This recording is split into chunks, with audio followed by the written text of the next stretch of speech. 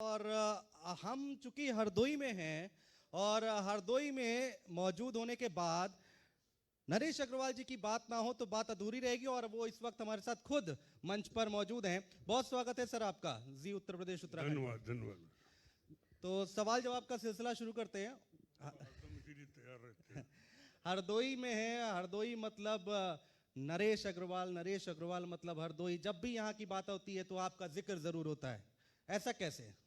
अब इसमें मैं ईश्वर का धन्यवाद दूंगा और एक तरीके से हमारा जिंदगी का अचीवमेंट यही है सबसे बड़ा कि हमने लोगों में विश्वास पैदा करा।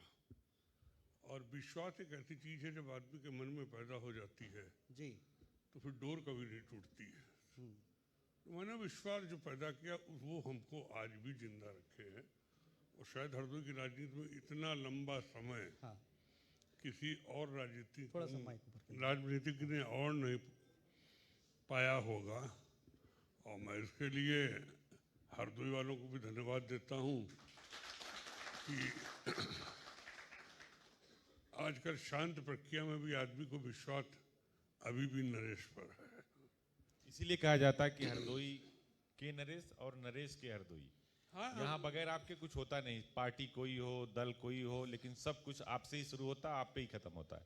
ये एक बने का ना एक सौभाग्य है बहुत कम नेताओं को। और 42 साल का एक लंबा राजनीतिक इतिहास शायद ही अब किसी नेता को मिल पाता हो, क्योंकि आजकल तो इतनी जल्दी जनता बदलना चाहती है, पार्टी भी बदल देती है। तो इतना लंबा समय शायद किसी को मिला हो, मुझको मिला। और आज भी देश में कहीं भी जाइए हरदोई का नाम लेंगे तो नरेश, हरदोई का विकल्प नरेश, नरेश का विकल्प हरदोई। क्या हरदोई में कुछ बदलाव हुआ है या फिर अभी बहुत कुछ होना बाकी है? नहीं देखिए, हरदोई को माइक थोड़ा सा ऊपर करिए। जब मैं ऊर्जा मंत्री बना जी जी तो मेरे मन में एक ही इच्छा थी कि मैं हरदोई में प्रतिपक्ष आय बढ़ा दूं, लोगों की सोच। क्योंकि हरदोई क्रिमिनल डिस्ट्रिक्ट था, उत्तर प्रदेश में टॉप डिस्ट्रिक्ट रहता था। तो मैंने कहा लोगों की सोच डेवलपमेंट की तरफ अगर जाएगी तो हरदोई में अपने आप बदलाव आएगा। और मैंने उसी समय, और ये बिजली विभाग ने काम भी बहुत किया। अब लोगों ने बिल दिया या नहीं दिया हमने सबको देखा नहीं, हमने कहा डेवलपमेंट होना चाहिए। और उसी जमाने से इंडस्ट्रियल एरिया सनीला, हरदोई की इंडस्ट्रीज, हरदोई में एजुकेशन, हरदोई की लाइट, और सबसे बड़ी चीज़ कानून व्यवस्था। मैंने अपने राजनीतिक जीवन में कभी किसी अपराधी को पनपने नहीं दिया। मैं अपराधी का एक तरीके से दुश्मन माना जाता हूँ। और एसपी बैठे हैं, डीएम भी बैठे हैं, ये बता सकते हैं आज हरदोई में कोई ऐसा व्यक्ति नहीं जो गैंग कहलाए, जो गैंग का लीडर कहलाए, जो अपराधी कहलाए। और जो अपराधी होता है हम ही खुद प्रयास करते हैं कि वो क्रश हो जाए। अब तो सरकार की भी प्राथमिकता यही है, सुशासन। क्योंकि 2022 में जो देखिए विधानसभा का चुनाव हुआ, इसी मुद्दे पर हुआ। पहली बार एक तरीके से कहा जाए आज़ादी के बाद तो लॉ एंड ऑर्डर पर चुनाव हुआ, नहीं तो सरकारें गिरती थी लॉ एंड ऑर्डर पर, चाहे बसपा हो चाहे समाजवादी पार्टी हो। पहली बार आप लोग इसी कानून व्यवस्था के दम पर सरकार में आए, दूसरी बार रिपीट किए। ये तो हमारे मुख्यमंत्री योगी जी के आने के बाद ये बात शुरू हुई, हम तो उसके पहले शुरू करे थे। योगी जी तो करीब हमसे 15-17 साल बाद आए हैं, लेकिन योगी जी ने भी इस मुद्दे को उठाया। तो उससे लोगों को समझना चाहिए कि आज जनता को अपराधी पसंद नहीं, जनता चाहती है अच्छी कानून व्यवस्था हो। और खास तौर से महिलाओं के विकास के लिए कानून व्यवस्था और एजुकेशन, दो चीजें बहुत जरूरी हैं।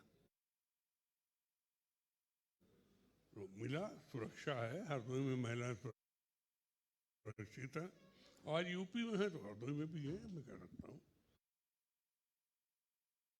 तो ये एक मेरी देन है और जब तक रहूंगा जिंदा तब तक इस देन को बिखरने नहीं दूंगा। इंडस्ट्री की भी बात हो रही कि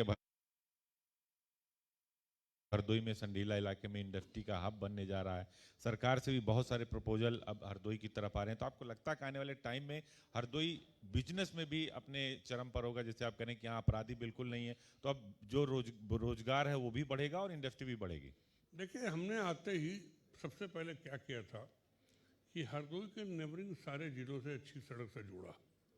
उसका नतीजा हुआ कि हरदोई में आज गाड़ियाँ इतनी हैं जो किसी और पड़ोस जिले में नहीं होंगी। और जब सड़क अच्छी जुड़ गई तो लोगों को कम टाइम मिलने लगा और लोग डेवलपमेंट की बात करने लगे। अब लखनऊ हरदोई 4 लेन बनने जा रही है। कल ही मैं मुख्यमंत्री जी के प्रमुख सचिव के साथ बैठा था। मैं उनसे कह रहा था, संजय प्रसाद जी से, कि हरदोई में जब संडीला इंडस्ट्रियल एरिया इतना डेवलप हो गया, अब तो वहाँ जगह ही नहीं मिल रही, लोग मांग रहे जगह। तो हमने कहा उसको और अक्वायर कर लीजिए, ले लीजिए। और क्योंकि सारी ऊसर ज़मीन वहाँ है और ऊसर को लेके अगर हरदोई डेवलप करेगा तो लोग लखनऊ से संडीला आने में परहेज नहीं करेंगे। 50 मिनट में अगर पहुँच जाएँ, इससे बढ़िया क्या हो सकता है। तो अपने आप हरदोई, आज सारे इंडस्ट्री वाले चाहते हैं कि हमको हरदोई संडीला में जगह मिले, हम उद्योग लगाएंगे। नरेश जी, आप अपनी बातों को लेकर, अपने बयानों को लेकर हमेशा देखा जाएगा आप बड़ी दमदारी के साथ अपनी बातें रखते हैं, बहुत मुखर होकर अपनी बातें रखते हैं। थोड़ा पॉलिटिकल सवाल करते हैं, थोड़ा राजनीति से जुड़े सवाल करते हैं। अब समाजवादी पार्टी, चूंकि आप बहुत अच्छे से जानते हैं, तमाम पार्टियों को आप बहुत अच्छे से जानते हैं, अंदर क्या चल रहा है शायद ये भी जानते होंगे। तो अब आगे चुनाव आ रहे हैं, समाजवादी पार्टी चाचा शिवपाल साथ आ गए हैं, बड़ी मजबूती के साथ कह रहे हैं कि हम आगे आ गए हैं, आत्मविश्वास और ज़्यादा बढ़ गया है। कैसे देखते हैं इसको? नहीं, देखिए, जब कुनवा एक होता है तो मजबूती जरूर मिलती है। पिछली बार जब अखिलेश जी की सरकार थी, जब सत्ता में हार रही थी, तो सिर्फ कुनवे में लड़ाई, हर व्यक्ति का अलग स्टेटमेंट और बेलगाम सब थे, इसके मारे हुई थी। तो अच्छा है वो कुनवा एक कर लें। शिवपाल जी हम लोगों की पार्टी में आना चाहते थे, लेकिन हम नहीं चाहते थे किसी परिवार को हम तोड़े। हमारी पार्टी ने उसको थोड़ा दूर रखा। तो शिवपाल जी के भी आगे कोई विकल्प नहीं मेरे हिसाब से, न मेरा कोई और, न तेरा कोई ठौर। कोई विकल्प नहीं था, उनके पास एक ही विकल्प था कि अपने समाजवादी पार्टी में जाए। शिवपाल जी ने जो निर्णय लिया, हम स्वागत। आप कह रहे हैं कि आपने दरवाजे बंद किए, इस वजह से वो उधर गए। इसका भी बहुत बड़ा रीजन था। लेकिन ओम प्रकाश राजभर तो ये कहते हैं कि वो मिली जुली साजिश थी चाचा भतीजे की। प्रगतिशील समाजवादी पार्टी इसलिए बना लिया कि जो समाजवादी से नाराज हैं वो उनके पास चले जाएं, वो कभी अलग ही नहीं हुए, केवल दिखावे की अलग की बात थी। अब जो लोग टुकड़े टुकड़े वाले हैं, अभी कुछ कह देंगे, कल कुछ कह देंगे, अपनी रीढ़ ना हो लेकिन चाहे जो बोल देंगे, उन पे हम बहुत कमेंट करना उचित नहीं समझते। ओम प्रकाश जी कभी क्या कहते, कभी क्या कहते हैं, ये आप लोग भी रोज जानते हैं। तो कभी कांग्रेस की भी तारीफ कर देते हैं, अखिलेश यादव को एसी से बाहर निकाल देते हैं, कभी कभी कहते हैं कि अब बताएंगे हम। तरह वो ईश्वर का दरवाजा नहीं दिखा देते, यही काफी है। बाकी राजभर जी पे कोई कमेंट नहीं। बीजेपी के बहुत नजदीक दिखाई दे रहे हैं आजकल। हाँ, तो पार्टी में है, हम जिस पार्टी में रहते हैं नजदीकी रहते हैं, और हमारे पर कोई भी निर्णय पार्टी में होता है तो बिना प्रधानमंत्री ओपी राजभर की बात कर रहे हैं हम, कि वो बहुत ज्यादा नजदीक दिखाई दे रहे हैं। समाजवादी पार्टी कह रही सारी स्क्रिप्ट बीजेपी लिखती है और वो उसको फॉलो करते हैं। चलिए, उनको गलतफहमी है, अच्छी बात है, क्योंकि हमारी पार्टी में वैसे ही इतने नेता हैं कि हमें बहुत ज़्यादा ज़रूरत नहीं है। लेकिन जो लोग जुड़ रहे हैं, अच्छा है, पार्लियामेंट के चुनाव में जुड़े। सबका संकल्प है कि मोदी जी तीसरी बार देश के प्रधानमंत्री जी बने, तो वो संकल्प पूरा करने में अगर उस हवन में थोड़ा सा वो भी सामग्री डाल देंगे।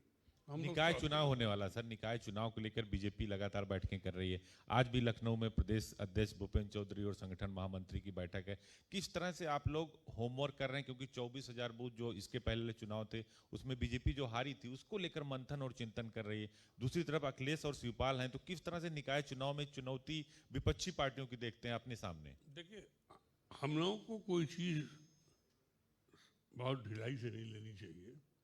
पिछली बार भी चुनाव में बहुत अच्छी स्थिति नहीं रही थी भारतीय जनता पार्टी की नगर पालिका के चुनाव में। और नगर पालिका का चुनाव बहुत ज़्यादा व्यक्तिगत रूप का चुनाव होता है। हमारे पार्टी ने एक एक वो पोलिंग स्टेशन जहाँ कम पे उसमें नज़र डाली है, सब लोगों को भेजा है और पूरी पार्टी आज जुटी है कि नगर पालिका के चुनाव में कैसे जीत हो। और जो आज का माहौल है, चाहे विकास का लें, चाहे कानून व्यवस्था का लें, और जहाँ उत्तर प्रदेश की मजबूती की बात करें, हमें लगता है जनता निकाय के चुनाव में भाजपा को भारी मतों से जिताई। मैनपुरी और खतौली से कुछ सबक मिला? देखिए, मैनपुरी सीट मुलायम सिंह जी की थी और मुलायम सिंह जी के मरने के बाद अगर हम ये सोचे कि हम मैनपुरी जीत लेंगे, हमारे ख्याल ये सपना एक लग रहा था। क्योंकि अपने देश में जब नेता नहीं रहता है और नेता होता है तो सिंपैथी की लहर, मैंने तो इंदिरा जी के मृत्यु के पहले देखा था, मेनका जी का संजय गांधी मंच इंदिरा जी को परेशान कर रहा था, पीसीसी में आई थी, इंदिरा जी रोने लगी थी।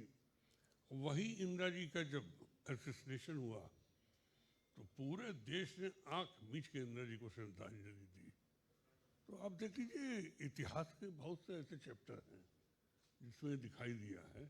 कल अटल बिहारी जी की जयंती थी, उसमें अखिलेश यादव ने कोई ट्वीट नहीं किया और राहुल गांधी ने नहीं किया। डिप्टी सीएम आपकी सरकार के केशव प्रसाद मौर्य ने कहा कि 2 लाइन ये लिख देते अटल जी के बारे में, तो आज सुबह सुबह 5 बजे ही राहुल गांधी अटल जी की समाधि पर पहुंच गए। ये कितना परिवर्तन मानते हैं?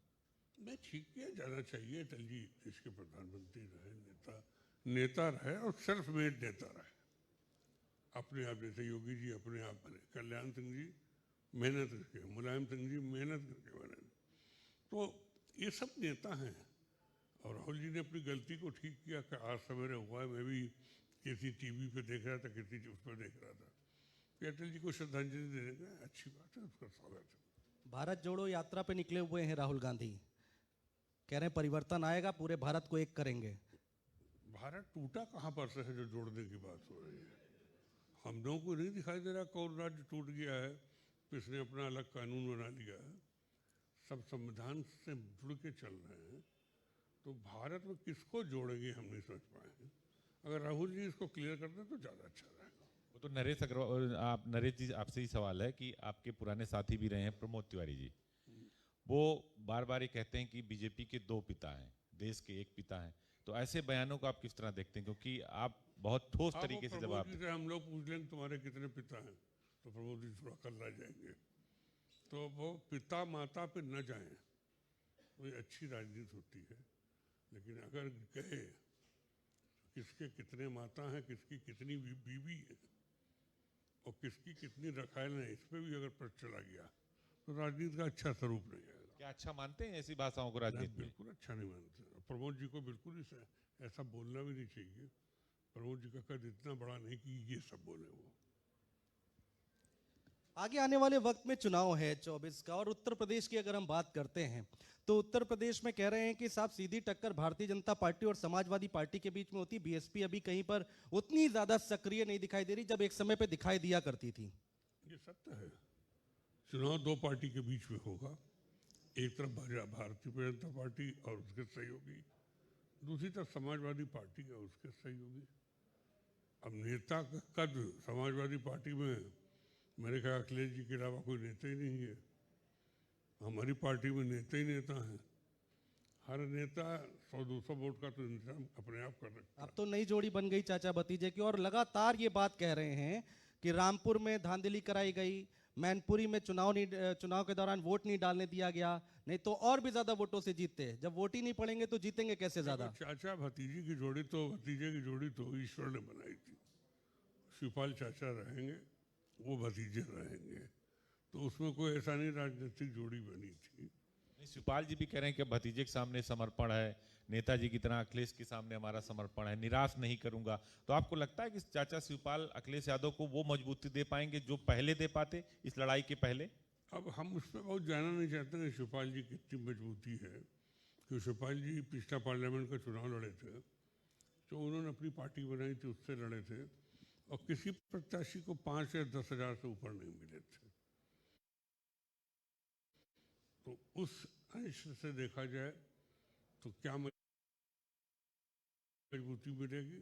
लेकिन ये सही है, परिवार एक होता है तो विरोध के स्वर कम होते हैं और लोगों को आरोप लगाने का मौका कम मिला। लेकिन जसवंत नगर से अच्छी खासी लीड मिली मैनपुर में। पहले मिलती थी, 2 लाख तक वोटों से शिवपाल ने जसवंत नगर में नेताजी को जीत दिलाई। हम वो भी देखा है कि जसवंत नगर अकेली उस सीट पे पार्लियामेंट का मेंबर बनाती है। लेकिन बार बार ये बात क्यों आती है कि भाई चुनाव में धांधली हुई है, वोट नहीं डालने दिया गया? कहते हैं कि साहब प्रशासन जो है वो चुनाव लड़ रहा था, नेता थोड़े लड़ रहे थे। देखिए, जो हारता है उसके पास ये होता है कि रातों रात उन्होंने भैया करोड़ों रुपए बांट दिए। हमसे भी लोग कहते हैं भैया उन्होंने रुपए बांट दिए, तो हमने कहा तुमको कुछ मिले कि नहीं मिले? नहीं, उन्होंने उनको बांट दिए। तो हारने वाला 2 आरोप लगाता, धांधली हुई है और सब पैसा बट गया है, इस मारे वोट चला गया, नहीं तो हम जीतते। 2024 को लेकर आप लोग 75 प्लस की बात कर रहे हैं, क्या ऐसी स्ट्रेटजी बनाएंगे? क्योंकि अभी खतौली में हुआ, रामपुर में हुआ, खतौली और मैनपुरी में आप लोग हारे, रामपुर में जीते, आज आकाश सक्सेना शपथ भी ले रहे हैं। तो किस तरह से 2024 की लड़ाई को देखते हैं? क्योंकि कहा जाता है कि दिल्ली का रास्ता यूपी से होकर जाता है, यूपी जीते तो दिल्ली जीतेंगे। देखिए, तो है ही, दिल्ली के में अधिकांश प्रधानमंत्री उत्तर प्रदेश से भी बने हैं, और मौजूदा प्रधानमंत्री मौजूदा को भी हम तो यूपी का मानते हैं, गुजरात का नहीं मानते। अब प्रधानमंत्री जी कितना यूपी को मानते हैं हम नहीं कह सकते हैं। और यूपी से राजनीति जाती है, ये सब जानते हैं।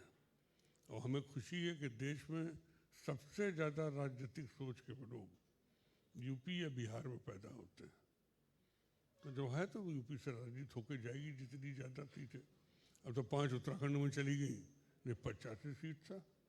ये होता था यूपी में जो जीतेगा उसी की सरकार बनेगी, तो फिर वही होगा और बीजेपी जीतेगी।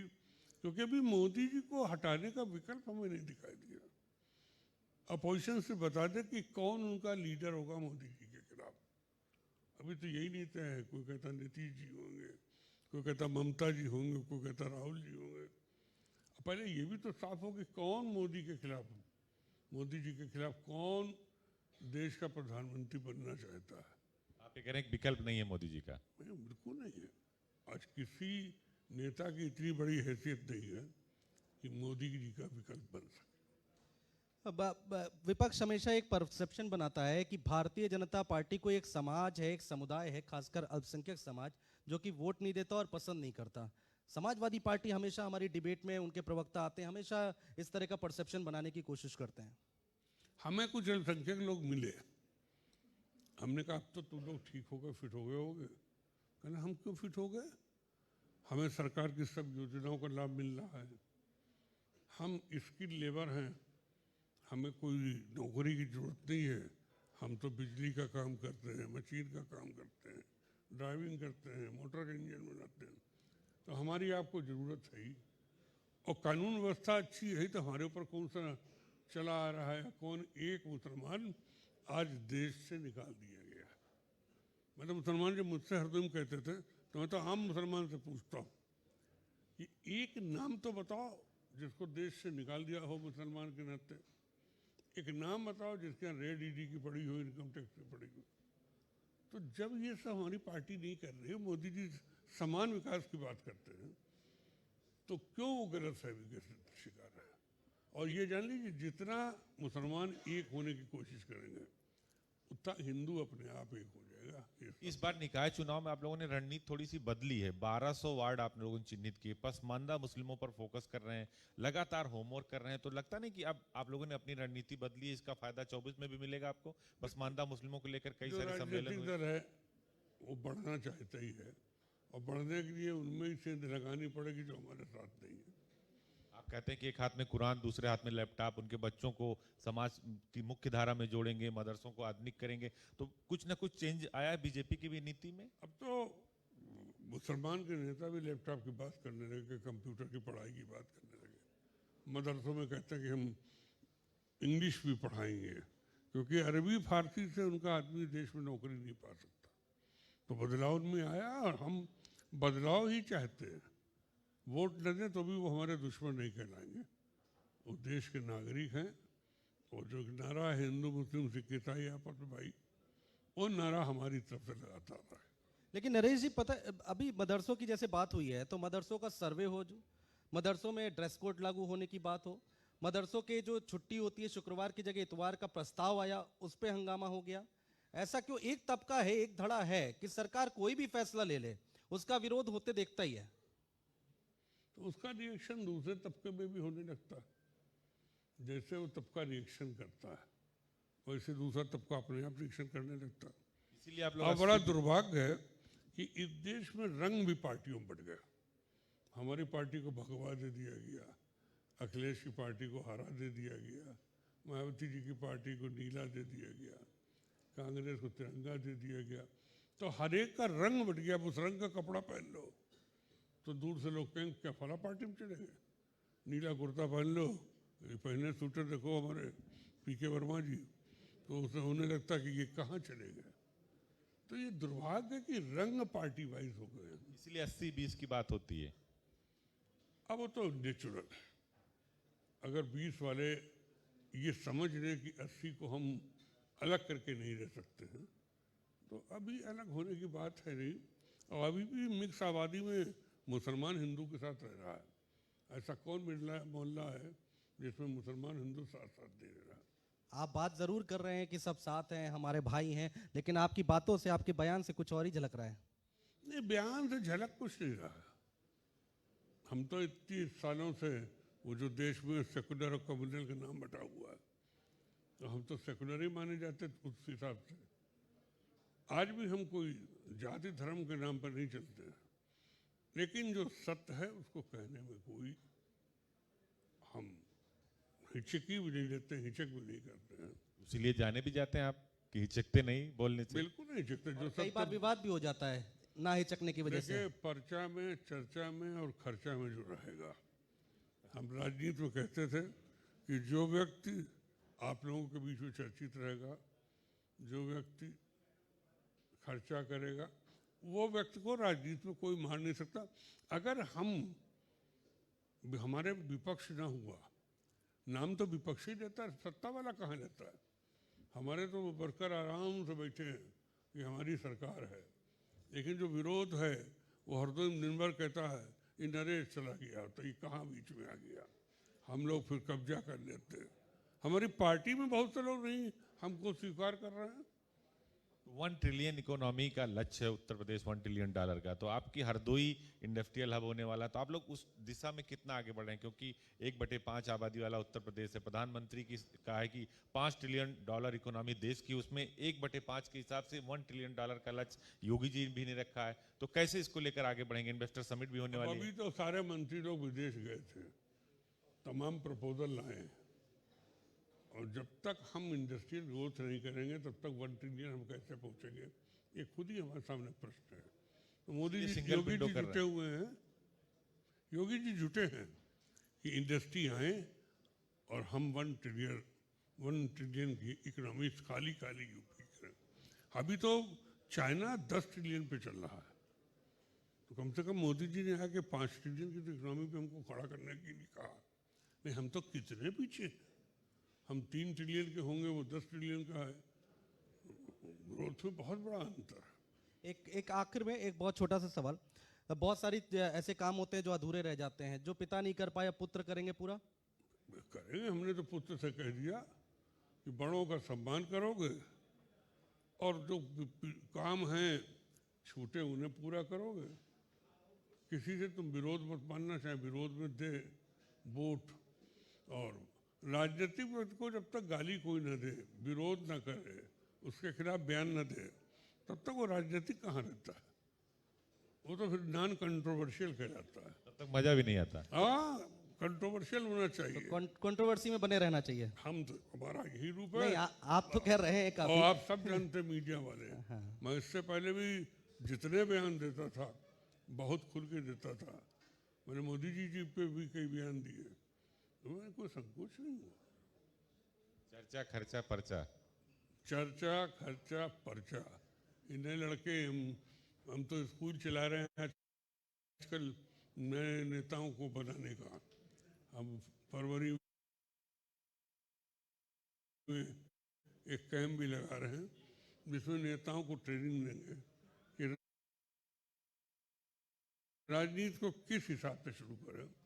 आज का जो दौर है कमर्शियल का दौर, तो रखें कमर्शियल जरूर, लेकिन पूरा पूरा राजनीति को कमर्शियल न बनाकर